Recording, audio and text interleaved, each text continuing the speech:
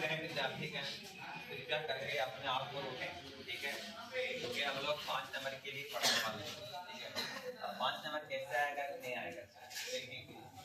हम लोग का 5 जो टॉपिक है, पुष्पी पौधों में लैंगिक जन्म। लैंगिक मतलब होता है वैसा जन्म जिसमें नर और मादा दोनों मिल करके जो जीव उत्पन्न करते हैं उसको हम लोग क्या कहते हैं, लैंगिक जन्म कहते हैं, ठीक है। हम लोग पुष्पी पौधों में लैंगिक जन्म पढ़ने वाले हैं। शायद आप लोग को यहाँ पे दिख रहा होगा डायग्राम। यह एक प्रकार के पुष्प का हम डायग्राम बनाए हैं जिसमें कुछ कुछ पार्ट है, पोर्शन को यहाँ पे लिखा गया है। पहले की बात या अगर पिक्चर की बात किया जाए, मुख्य रूप से हमको पुंकेसर और स्त्री केसर पुष्प के जन्म भाग होते हैं।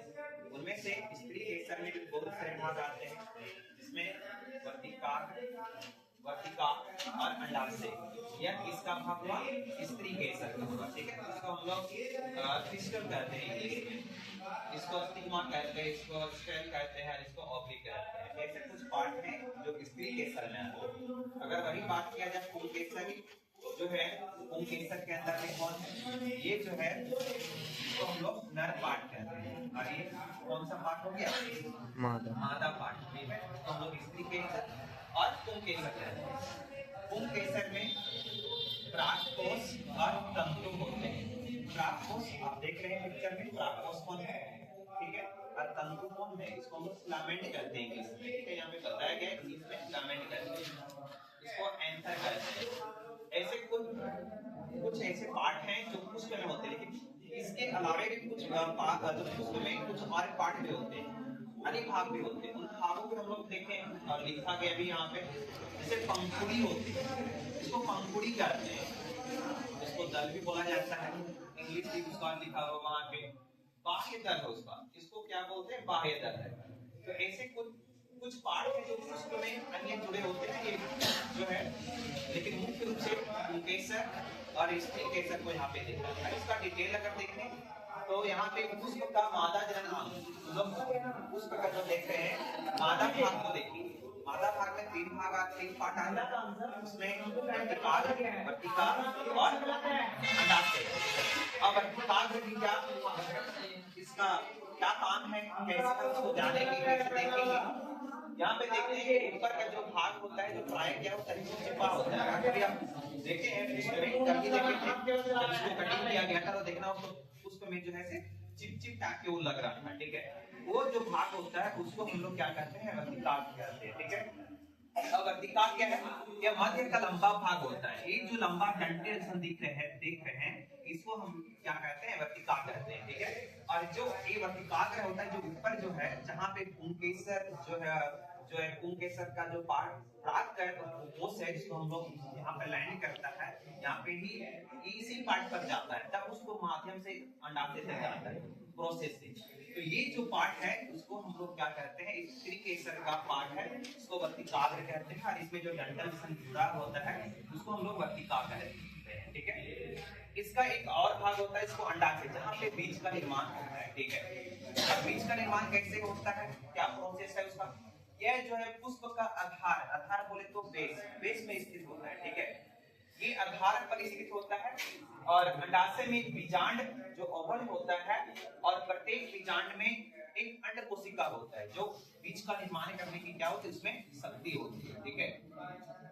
जब नर युग्मक और मादा युग्मक आपस में मिलते हैं तो निषेचन होता है, आगे फर्टिलाइजेशन होता है, निषेचन होता है, और उसमें किसका निर्माण होता है? युग्मक का निर्माण होता है।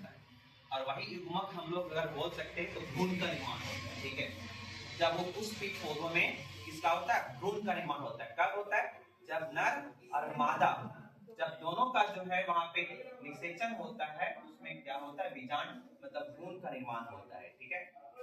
अब है आगे हम लोग देखते हैं पुष्प का नर भाग।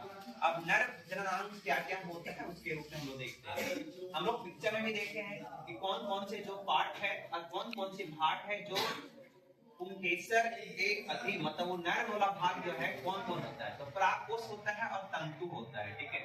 अब परागकोश क्या होता है? परागकोश जो परागकोश में परागकण होते हैं, क्या होता है? परागकण। अब परागकण है जो कहां पे जाता है, स्पर्श करता है, ये वर्तिकाग्र पर स्पर्श करता है। परागकण कैसे हो, किस टाइप का होता है? परागकण जो होता है वो कैसा होता है? ये पीला होता है। कैसा होता है?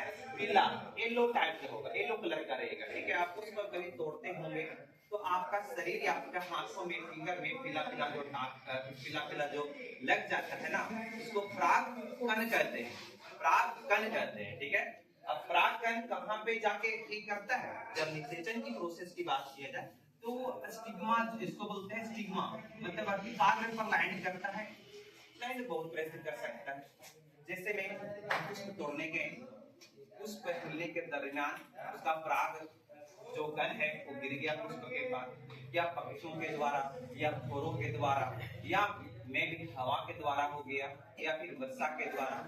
ऐसे बहुत सारा प्रोसेस है जिसके माध्यम से एक पुष्प का परागकण दूसरे पुष्प पर, या फिर एक पुष्प का ही परागकण उसी पुष्प के जो है अधि पर क्या करेगा? स्पर्श करेगा। ठीक है, ऐसे बहुत सारे प्रोसेस उसमें हो सकता है। लेकिन आप यह जानेंगे कि जो परागकण होता है वो पीला टाइप के होता है, पीला कलर का होता है। ठीक है, जो नर युग्मक होते हैं इसमें देख सकते हैं, इसमें क्या निर्माण होता है? बीजांड। बीजांड है क्या? वो भ्रूण का निर्माण करके किसका निर्माण करता है? बीज का निर्माण करता है। और एक बीज कब होता है? अंडाशय के में ही प्रोसेस होता है कि अंडाशय परिपक्व होकर क्या करते हैं? फल का निर्माण करते हैं। फल का निर्माण कब करेंगे? जब नर और मादा का जो दोनों का भाग वहां पे मिलेगा, अंडाशय में प्रोसेस होगी, प्रोसेस में भ्रूण का निर्माण होगा, भ्रूण का निर्माण बीजांड जिसको बोल सकते हैं, या फिर उसमें बीज का निर्माण होगा। और वही बीज मतलब एक फल का निर्माण करने के उपरांत ही क्या होगा?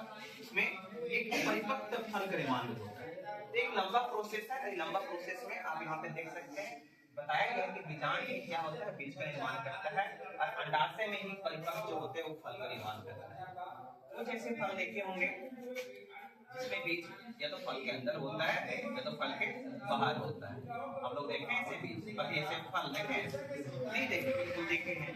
मैंगो देखे होंगे, उसमें जो फल होता है कहाँ होता है? अति मतलब बीज किसमें होता है? फल के अंदर होता है। लेकिन अगर बात किया जाए मिलवा देखते होंगे, उसका बीज कहाँ होता है? अंदर होता है बाहर?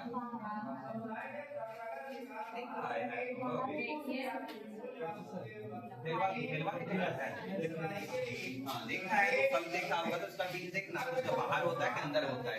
तो हम लोग जिस प्रकार के क्षेत्र से बिलोंग करते हैं आए दिन उसको देखते रहते हैं, कहीं तो होना चाहिए।